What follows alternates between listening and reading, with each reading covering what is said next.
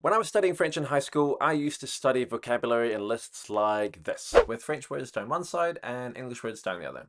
You cover up one side, test yourself, and write them down over and over and over again. But I always got the words for shoes and socks mixed up. For the life of me, I could not remember which one was chaussure and which one was chaussette, until I moved to France. And within 1 week of being there, my French host mum told me, Benjamin, mets tes chaussures par la porte.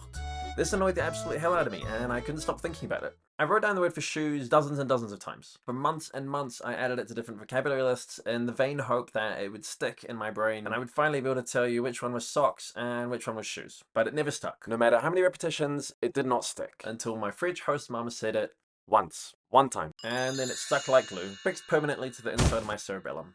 Why? Why on that one single occasion did it stick when the other 50, 100 times I tried to memorize it, it slipped off? The answer came to me a few months later from Asterix and Obelix, my beloved French comic book heroes.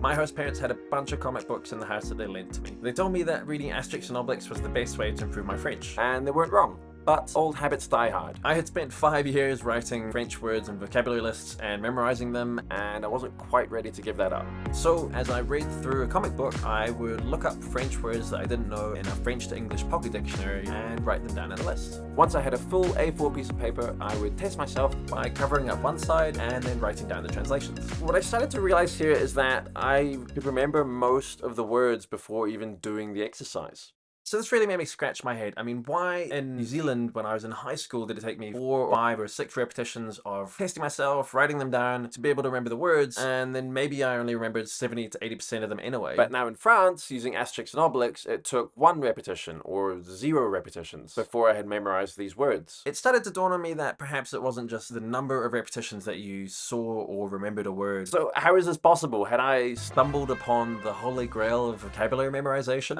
Was it specifically Asterix and Obelix that I needed to do this, or would it work again with any comic book? Then I remembered my shoes. I can still see those shoes sitting next to the front door, and I can still remember my host mum saying, Benjamin, mets tes chaussures par la porte. So I was thinking about the shoes and how when I have the mental image in my head, I can hear those words, and I just realized that they're attached. And it all kind of clicked that it's not just the word that's important, it's everything around the word. It's the picture, it's the situation, it's the people that were there. So what I figured out then can be described with one word which I didn't actually hear until years later, and that's context. Context is the key to learning a language fast. You can master the basics of any language in 6 months and be having fluent conversations if you learn vocabulary from context. When I learned the word chaussure from my French host mum, that was in context. When I tried to memorize it from a piece of paper, that was out of context.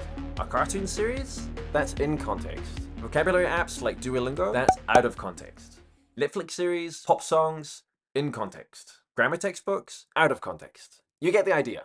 Context isn't just the key to remembering words, it's also the key to understanding them. If you look up a word in a dictionary or on Google Translate, you'll get a list of like 10 to 20 different possible meanings for that word. So how do you know which meaning it is? How do you know what the word means when you've got 20 different possibilities? Well, you look at your context. Which dictionary definition matches up best with your context?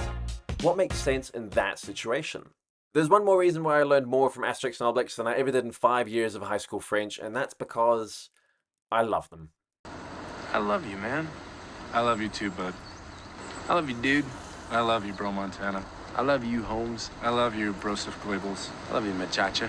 I love you, Tico Brohe. Okay! So I know this from my teaching background. There have been a ton of studies showing that students learn a lot faster and better from teachers that they like than teachers that they don't like. That's fact. If a kid doesn't like a teacher, they do not learn very well from them. So when it comes to foreign language learning, you'll learn faster and more effectively from characters that you have an emotional connection with than ones that you don't care about. I mean, that's common sense, right? Think about someone that you really, really like, that you're really attracted to, that you love, or just a really amazing friend in your life. When they speak, you hang on every word they say, and your brain processes that language. When you're talking to someone you don't really like, the opposite happens. You know, you kind of nod along, you're like, okay. You're not really listening. And so those words are just going in one ear and out the other. If there's an animated series with characters that you really love, that you've already watched in English, or whatever your home language is, see if you can find a dubbed version in the language that you're trying to learn. Like for me, when I wanted to learn Spanish, I'd already watched Avatar: The Legend of Aang in English, and because it's one of my favorite programs, I watched it again in Spanish. I watched it like 5 times. And I learned better from that than something with characters I didn't really care about. Now that I say it, it does seem like common sense, but it's just,